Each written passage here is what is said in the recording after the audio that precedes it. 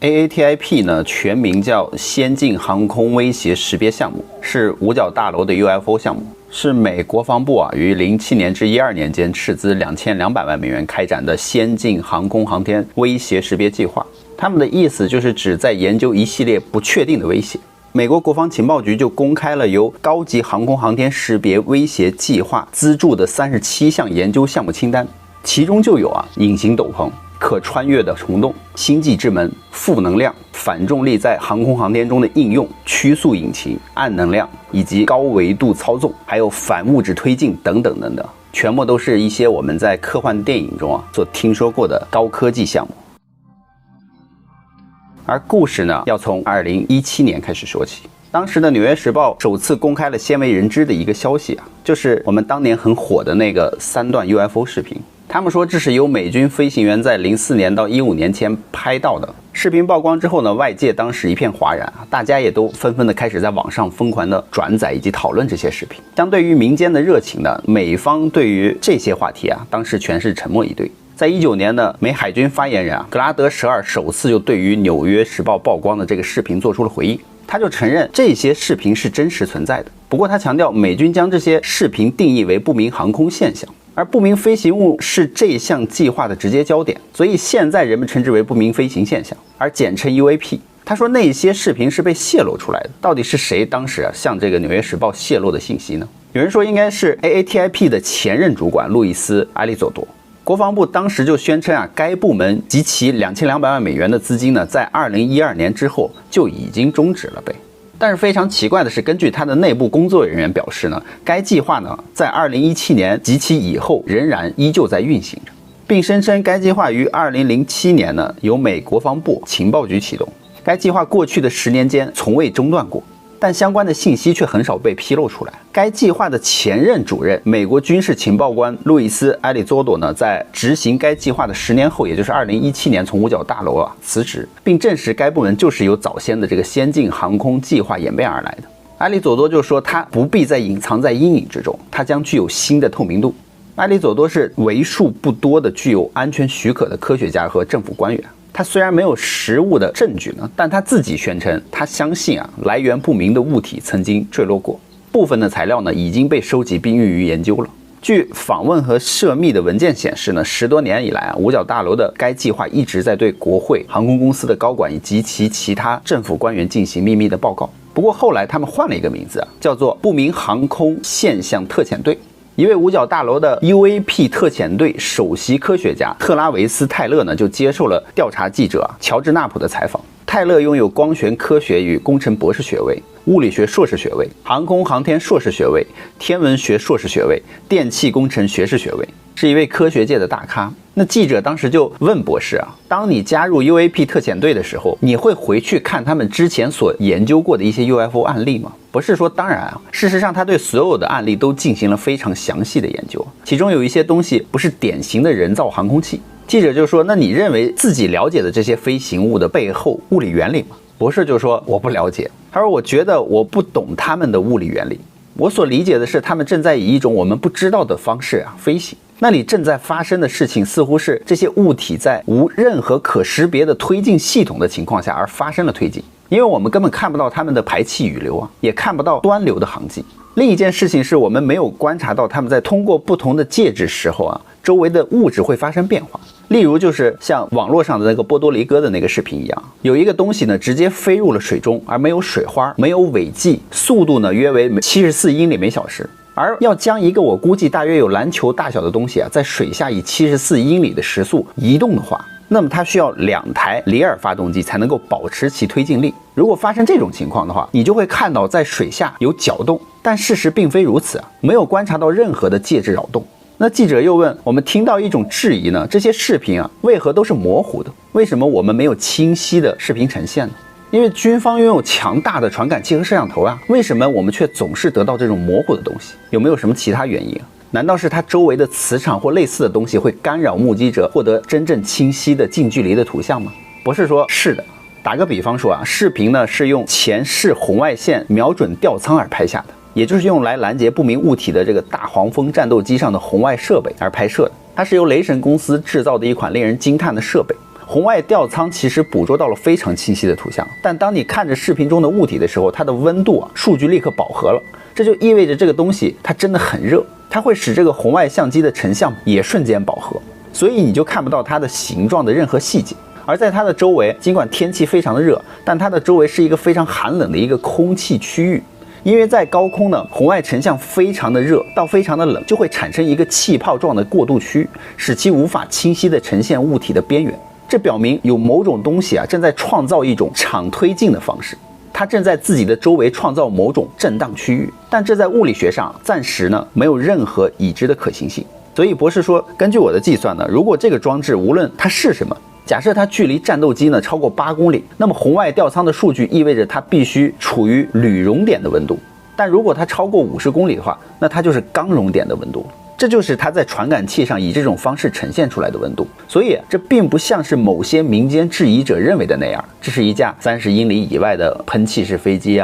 或者是眩光错觉等等。事实根本就不是这样。不是说这些物体我们根本就不知道它们到底是什么。而在另一份名为《异常的极性和亚极性电场效应对人体组织影响》的这个报告中呢，专家呢也通过研究了300多个案例呢，举例了人类在接触了 UFO 之后会出现一些异常的生理反应，其中就包括辐射引起的灼热烧伤、大脑损伤、神经受损，甚至死亡。而报告中特别提到，有3名健康的人在前几年经历了一次异常的航空现象事件之后，在72小时之内呢，他们就出现了很多的急性以及亚急性状态，包括皮肤出现了红斑、头晕、头疼、腹泻，中重度呢就出现了血液的恶变以及放射性疾病现象等等。有些人呢，并在多年之后就发展成了恶性病。那么调查显示，这3个人是近距离在以米的计算范围之内暴露在了超高频射频混合辐射之下。报告就认为，通过分析这些人所受到的伤害，就可以反向的推测 UFO 到底应用了什么技术。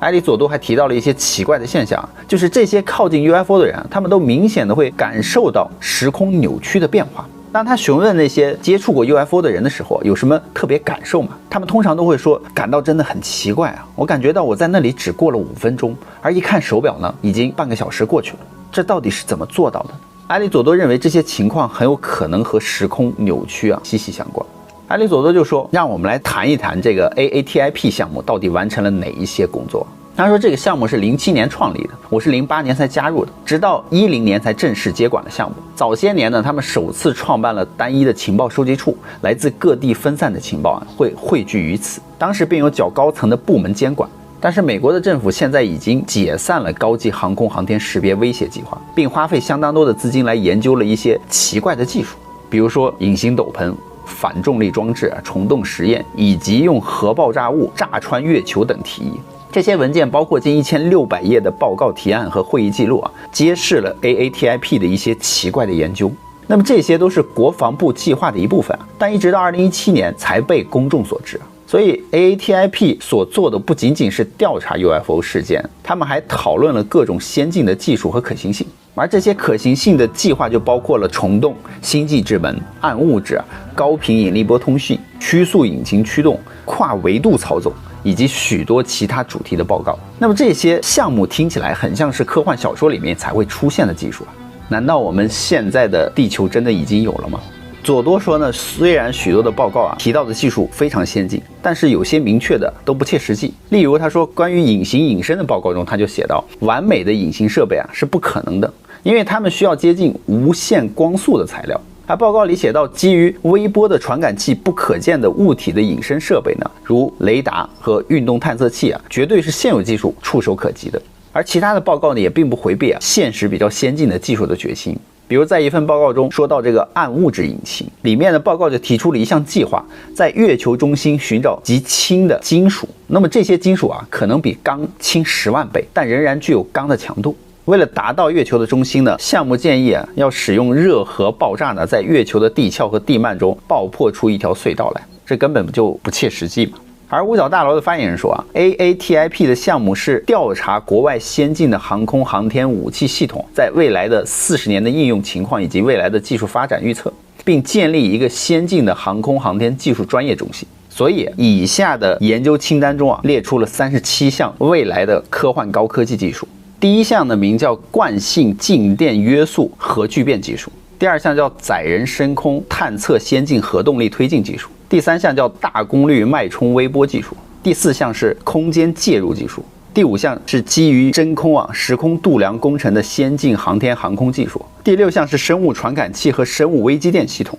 第7项是隐形斗篷，第8项是可穿越的虫洞、星际之门以及负能量，第9项是高频引力波通信，第10项是超导体在重力研究中的作用，第11项是反重力在航空航天中的应用，第12项是场效应对生物组织的影响，第13项是正电子航空航天推进器，第14呢是从量子真空中提取能量的概念，第15项是统计学德雷克方程式介绍，用来推测可能与我们接触的银河系内外的星球高智慧文明的数量，第16项是独立发明家与企业发明，第17项是生物材料，第18项是用于航空航天领域的超材料，第19项是曲速引擎、暗能量、高维度操纵。而在这些话题中曲速引擎和暗能量以及更多维度的控制、虫洞、星际之门以及负能量是最受关注的。所以 AATIP 曲速引擎、暗能量以及更多维度控制的报告中就有这样一段话：如果要在人类寿命的时间范围之内呢，就达到星际探索的目的我们就必须对于传统的航天器的推进方式进行重大的改革。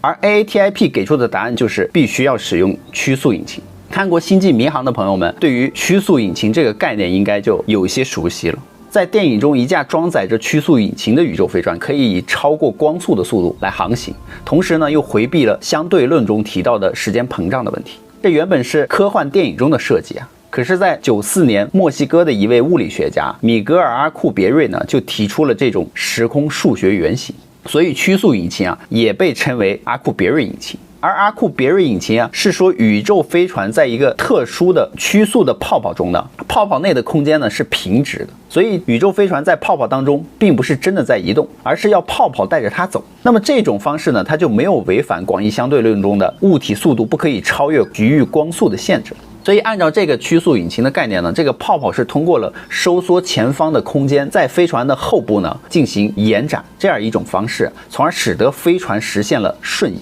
之前报告中也提到一些靠近过 UFO 的人呢，他们都明显的感受到了时间扭曲的一种变化。那么这就与这个曲速引擎的概念不谋而合。打个比方，就是在一张白纸的两端呢各画一个点，如果想让这个蚂蚁从 A 点到 B 点呢，通常的情况就是蚂蚁自己爬过去嘛。而如果放在曲速引擎的概念当中就是蚂蚁可以在 A 点上不动，通过挤压这个空间让 A 点和 B 点重合，所以蚂蚁瞬间就在 B 点上。而扭曲空间呢，就会在蚂蚁的身后展开。要实现曲速引擎呢，是需要负物质和负能量的，而能不能够获得足够的负物质，也就成为了能否实现这个曲速引擎的一个关键。那么虫洞呢，是指在宇宙当中可能存在着一个连接两个不同时空的狭窄隧道。在现代的广义相对论中虫洞被认为是存在于宇宙空间的一种天体。还有一种叫白洞，白洞是目前一种理论推测出来的时空区域就是物质和光线都进入了这个区域，但是呢可以从这个区域中向外放射，而虫洞就是黑洞和白洞之间的一个桥梁而这个研究计划居然出现在了 AATIP 里面。计划中就提到了有2种形式的虫洞存在，一种呢是连接不同宇宙的虫洞，意思呢有可能是有多重宇宙的存在，而另一种呢是在我们本宇宙中进行穿越的虫洞。这2种虫洞都被称为漏斗型虫洞。在 AATIP 里甚至还提出了一种设想，就是可以设计出一种特别的虫洞，他们称之为星门。它比漏斗型虫洞更为理想化，不需要物理上的那种桥梁，不需要穿越隧道等等。它的感觉就很像是我们看那个机器猫中它所拿出的任意门，打开门瞬间呢就到了另外一个时空的感觉，这就是星门的设想。这种感觉就和我们在科幻电影中所看到的那个星际之门很像，但是也需要一个关键的东西也叫负能量。那什么是负物质负能量呢？就是具有负的质量的物质。我们一般认为物质的质量都是正的，比如说一颗球的重量1000克嘛，如果这颗球是负物质构成的，那么它的重量就变成了负1000克。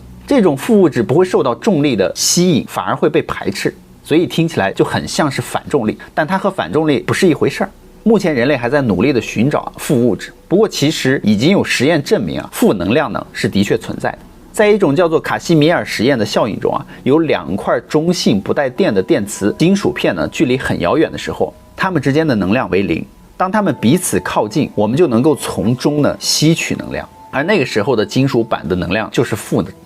能量。那么 AATIP 对此呢也是有研究的，在一份名为负质量推进的研究报告中，他们也提出了已经在宇宙当中寻找到能够分离出负物质的地方了。那么这种物质倾向于在星系的中心聚集，或者是宇宙中具有很大引力的地方。所以为什么会有探月计划？因为月球的引力呢就是一直覆盖整个地球的呀，所以细思极恐。在 AATIP 的报告中仿佛都是跨时代的，这些呢还只是被允许公开的内容，仿佛这些研究都是从 UFO 的飞行模式那里而得到的一些启发，从而提出的一些假设性的计划等等。好了，故事呢宇哥就讲完了，以上呢我们当故事听听就好啊，未经证实的内容大家不要太当真哦。